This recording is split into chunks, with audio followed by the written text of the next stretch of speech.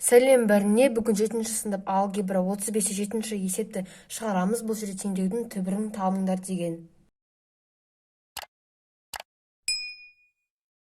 Сендерге ең оңай тәсілдердің бірін көрсетейін. Бізге мына формула қажет. Бұл формула квадраттар айырымының формуласы. Есеп барысында мынау затқа назар аударайық. Ең біріншісінде жақша ол бізде әрдайым А болып саналсын, немесе мынау сан 100, мысалы бұл жерде А болып саналады. Ал мынау минус 49 ол бізде Б болып саналады. Мынау жақша, мына жерде Б болып саналады. Мына жерде А болады, мына жерде Б болады. Мынау А, Б, яғни мына формулаға қарап саламыз. Сонда формулаға қараймыз, сонда x минус 7, А бізде x минус 7 ғой.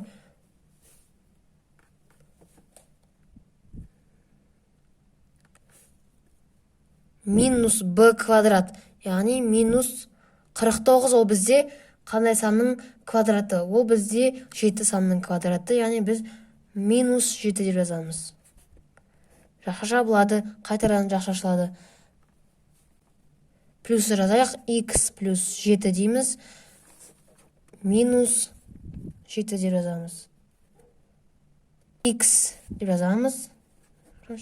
Минус 7 болады, минус 14 саны. Жақша жабылады, қайтадан жақша ашылады.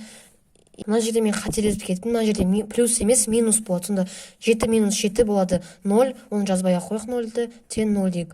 Сонда x минус 14, енді бізге 0-ға теңестіріп алу керек, сонда x минус 14 тең 0, x тең 0-ға деп жазамыз. Келесі x1-дің мәнін тапсақ, x1 бізде 14-ке тең болады, x2 бұл жерде 0-ға тең болады. Келесі мында 6 плюс y минус 81 ол бізде 90-ның квадраты, 9 жазайық. 6 минус плюс болады бұл кезде y плюс 9 болады. Себебі мына жерде минус болды. 9 тең 0.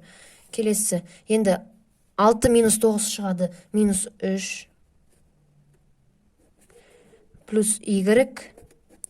6 плюс 9 шығады, 15 плюс y тең 0. Енді 0-ға теңестіреміз, плюс y тең 0, 15 плюс y тең 0. Енді y1 бізде нешеге тең? Бұл жерде 3-ке тең болады. y2 тең бізде болады минус 15-ке. Яғни 15-те минус 15 азайтқан кезде шығады 0 саны. Келесі үшіншісінде 100 ол бізде 10-ның квадраты жазамыз. 10 жақшаншын ұмытып кеттім ғой. Минус z болады. Плюс 19 болады.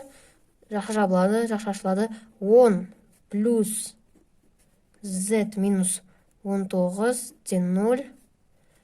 Сонда 10 плюс 19 бізде шығады 29. Сонда 29 минус z сразу 0-ға теңестіре саламын. 0 болады. 10-нан минус 19 азайтқан кезде шығады минус 9 саны тең 0-ға. Енді z1 бізде нешеге тең? z1 бізде 29-ға тең. z2 бізде 9-ға тең. Төртіншісінде 25 5 санның квадраты. 5 минус 13 минус t жақша болады. 5 плюс 13 болды уже.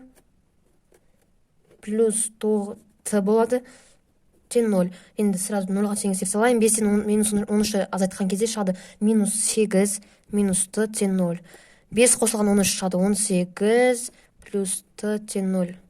Енді t1 бізде нешеге тең? t1 бізде минус 8-ге тең.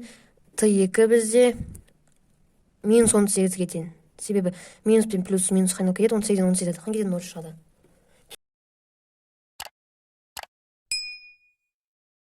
Сегізінші есеп, бұл жер теңдеуді шешіңдер деген бізге формула қажет. Бұл осы формула, бұл квадраттар айырымының формуласы. Ең бірінші жақшаны ашуымыз керек.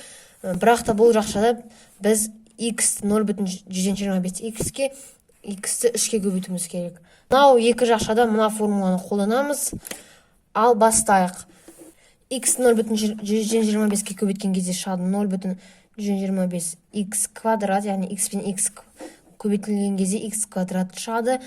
Минус 3x шығады, минус болады бұл жерде.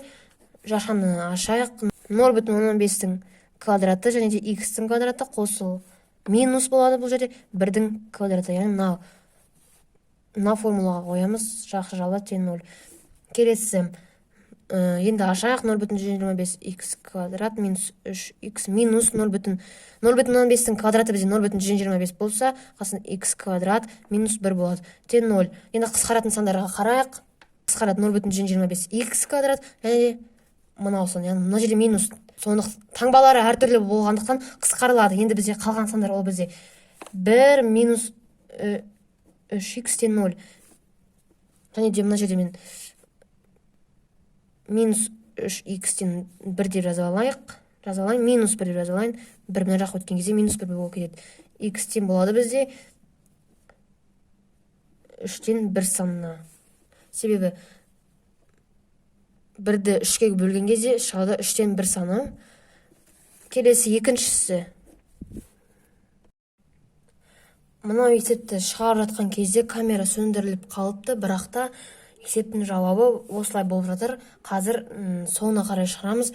Енді мен мына жерде қысқаратын санға келдім. Минус x квадрат пен плюс x квадрат қысқарылады, себеп таңбалары әртүрлі. Қалған сандар 1,18 x тен минус 1,144 саны. Енді x табу керек, сонда бізде шығады 1,144-ті бөлеміз минус 1,18-ге тең шығады минус 0,18 саны. Келесі үшіншісінде бізде мынау сандар қайтадан көшіре саламыз. 0,149x куб минус x минус мынау жақшаларды мына формула арқылы ашамыз. Сол кезде шығады 0, жақшаны ішіне жазайын. 0,7 квадрат x квадрат минус 2-ның квадраты жақша жабады тең 0. Енді 0,49 минус 0,17 санының квадраты бізде 0,149 болса, қасында x квадрат болады, минус 2-ның квадраты бізде 4-ке тең 0. Енді қысқаратын сандарға қарайық. Бізде қысқаратын сандар мынау, себеп таңбалары әртүрлі. Сонда қалған сандар бізде минус 3x тең 4 деп жаза салайын. Минусты мына жаққа кеткен кезде, келесі бөлігіне өткен кезде 4 болып кетеді. X тең 4-ті бөлеміз 3-ке тең болады 1,3 санына.